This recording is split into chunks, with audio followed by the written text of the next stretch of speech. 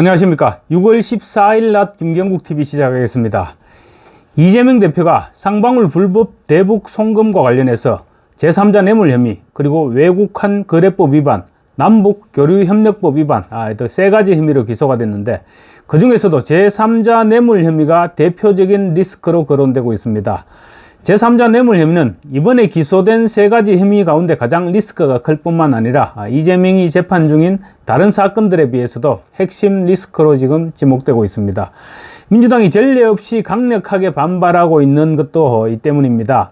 대북 송금 사건의 제3자 뇌물 혐의는 증거 측면이나 처벌 강도, 그리고 재판 일정 등에 있어서 다른 혐의들보다 이재명에게 훨씬 큰 리스크로 작용할 것이란 것이 법조계의 공통된 인식입니다. 일단 형량에서 뇌물죄는 다른 혐의들을 압도합니다. 이재명은 지금 7개 사건 11개 혐의로 4건의 재판을 받고 있죠. 그 가운데서 뇌물 혐의는 성남FC 후원금 의혹과 불법 대북 송금 두 가지입니다. 두 혐의 모두 이재명이 직접 돈을 받지는 않았다고 하더라도 자신의 정치적 입지를 강화하기 위한, 그러니까 결국은 자신에게 도움이 되도록 하기 위해서 타인 간의 금품이 오가도록 한 것입니다. 성남FC 불법 후원금은 이재명이 성남시장 시절 구단주로 있었던 성남FC가 두산그룹과 네이버 등으로부터 160억 원에 이르는 불법 후원금을 수수한 혐의입니다. 두산그룹과 네이버, 농협, 차병원 등은 각각 42억 원, 30억, 36억, 33억 이 거금을 성남FC의 후원금으로 제공했고, 부지 용도 변경과 사업 건축 허가 등 각종 인허가 관련 행정 편의를 성남시로부터 제공받았다는 것입니다. 성남FC 불법 후원금 역시 금액이 160억 원에 달해서 혐의가 인정되면 최고 무기징역까지도 선고가 가능한 중범죄입니다. 그렇지만 성남FC 불법 후원금은 대장동, 위례신도시, 백현동 개발 비리 등과 병합재판을 받고 있죠. 그래서 대법원 최종심은 언제 가능할지, 1심조차 언제 가능할지 상상조차 할 수 없습니다. 그렇지만 불법 대북 송금은 재판 기일을 성남FC와는 비교가 안 될 정도로 단축시킬 수 있습니다. 특히 담당 재판부인 수원지법 형사 11부 신진우 부장판사는 이재명의 편의를 봐줄 생각이 지금 전혀 없어 보입니다. 쌍방울이 북한에 전달한 800만 달러 가운데 일부만 제3자 뇌물로 인정돼도 이재명은 중형을 피하기가 어렵습니다. 이화영 전 경기도 평화부지사의 1심 재판부는 800만 달러 중 394만 달러에 대해서만 유죄를 인정했습니다. 최종적으로 조선노동당에 전달된 점이 입증되지 않았다는 이유로 외국환 거래법 일부에 무죄가 난 것입니다. 서정욱 변호사는 YTN에 출연해서 외국환 거래법은 환치기인지 직접 송금인지에 따라서 다르고 조선노동당에 갔느냐, 태위에 줬느냐 이런 부분에 달라서 394만 달러만 유죄가 인정됐다. 그렇지만 제3자 뇌물은 누구한테 갔는지가 중요한 것이 아니다. 스마트팜 500만 달러, 방북대가 300만 달러 전액이 뇌물이 된다. 이렇게 주장했습니다. 설령 법원에서 800만 달러 전액을 뇌물로 인정하지 않고 이화영 재판에서 인정됐던 394만 달러만 인정된다고 하더라도 50억 원이 넘는 돈입니다. 형량은 뇌물죄나 제3자 뇌물죄가 똑같습니다. 1억이 넘으면 10년 이상 무기징역이 법정형이고, 대법원의 양형 기준은 액수에 따라서 50억 원이 넘으면 20년까지도 구형이 나올 수 있다는 것이 법조인들의 설명입니다. 뇌물 혐의에 있어서 50억 원이나 100억 원이나 사실상 최고형이 가능하기 때문에 형량에서는 별반 차이가 없다, 이렇게 볼 수도 있는 것입니다. 그래서 이 대표가 쌍방울 그룹이 대납한 사실을 알았는지, 또 이화영 전 부지사로부터 보고를 받았는지, 이 두 가지 팩트가 이 대표의 향후 정치 생명을 가르는 가장 중요한 쟁점이 될 것으로 분석되고 있습니다.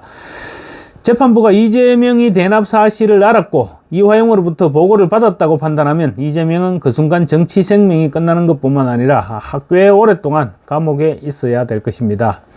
이화영 전 부지사의 1심 재판부는 이 부분에 대해서는 판단을 하지 않았습니다. 이화영 재판과는 직접적인 관련성을 띠지 않기 때문입니다. 그래서 이를 둘러싼 여야 공방이 지금 가열되고 있습니다.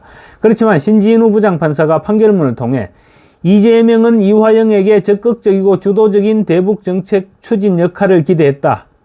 이화영은 경기지사에게 보고해서 기획 추진할 수 있는 포괄적이고 실질적인 직무 권한을 가졌다. 이렇게 판시했습니다.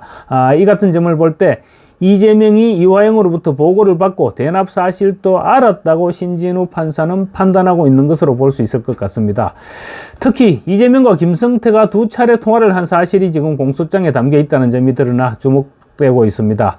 검찰은 이 두 차례의 통화를 김성태의 대북 사업과 이재명의 방북 비용 총 800만 불을 대납한 사실을 입증할 결정적인 증거로 보고 있습니다. 이화영의 1심 재판부도 김성태와 이재명이 통화했다는 사실을 인정했다는 점에서 두 사람의 통화 시점과 내용 그 자체에 관심이 쏠리고 있습니다. 이재명은 통화한 기억이 없다 이런 입장을 고수하고 있고, 민주당은 술자리에서 통화하다가 바꿔준 것일 뿐이다 이런 입장을 보여왔습니다. 그런데 이재명과 김성태 사이의 두 차례 통화는 세 가지 측면에서 이 대표에게 족쇄로 작용하는 것으로 분석되고 있습니다. 먼저 통화한 기억이 없다는 이재명의 주장입니다. 이재명은 통화하지 않았다 이렇게 단정적으로 부인하지는 못하고 있습니다. 웬만하면 딱 잡아 떼는 것이 정상이죠. 그런데 이재명은 그러지 못하고 있는 것입니다. 우리가 통상적으로 볼 때 있었던 일을 부인하고 싶을 때 하는 말이 기억나지 않는다죠.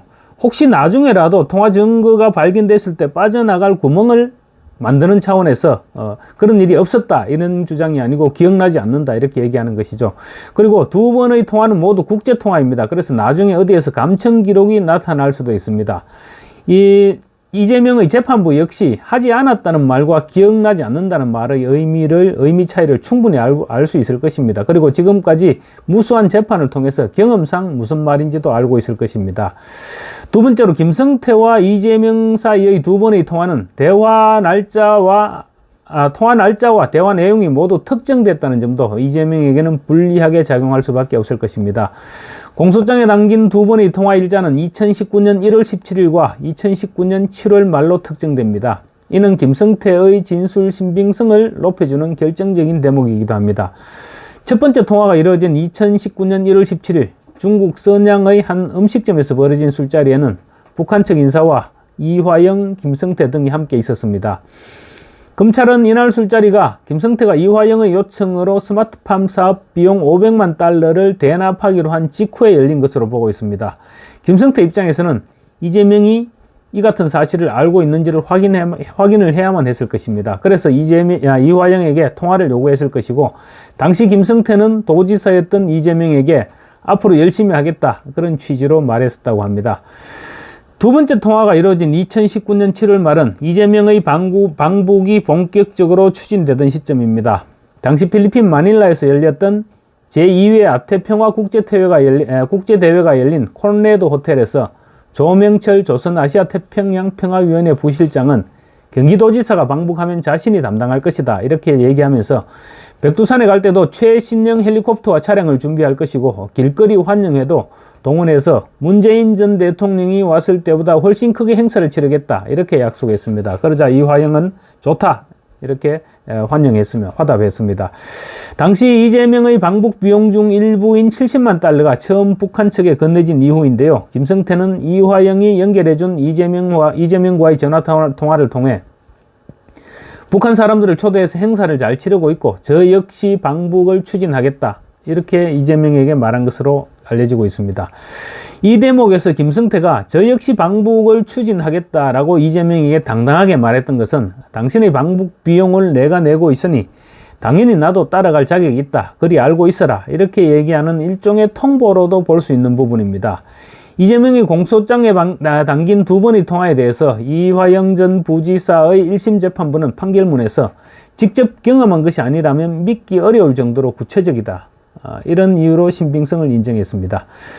그리고 세 번째로 김성태가 이재명과 통화한 목적은 향후 재판에서 중대한 변수가 될 것입니다. 김성태 입장에서는 아무리 이화영과 수십 년 동안 호영호재하는 형동생 사이였다고 하더라도 100억 원이 넘게 들어가는 사업인데 이화영의 말만 믿고 북한에 돈을 넘길 수는 없었을 것입니다.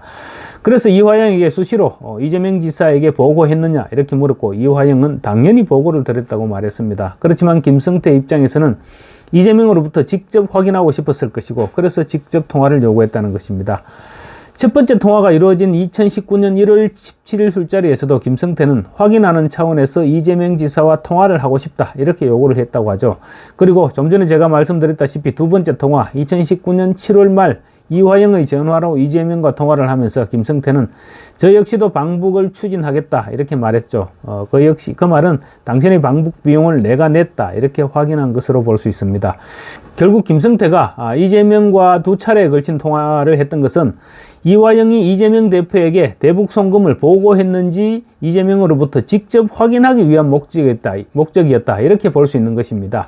김성태가 이재명과 통화한 목적은 향후 이재명 대표의 재판에서 중요한 변수로 작용할 것으로 보이는데 이재명으로서는 난감할 수밖에 없는 대목입니다. 그래서 민주당이 쌍방울 관계자들을 모해 위정 혐의로 고발하겠다고 나서고 있는 것인데 이미 재판부에서도 인정했을 정도로 구체적인 진술을 뒤집기는 힘들 것입니다. 이재명은 아마도 징역 20년형을 선고받고 법정 구속되는 꿈을 꾸면서 자다가도 벌떡벌떡 일어나는 일을 자주 겪게 되지 않을까 이렇게 생각됩니다. 감사합니다.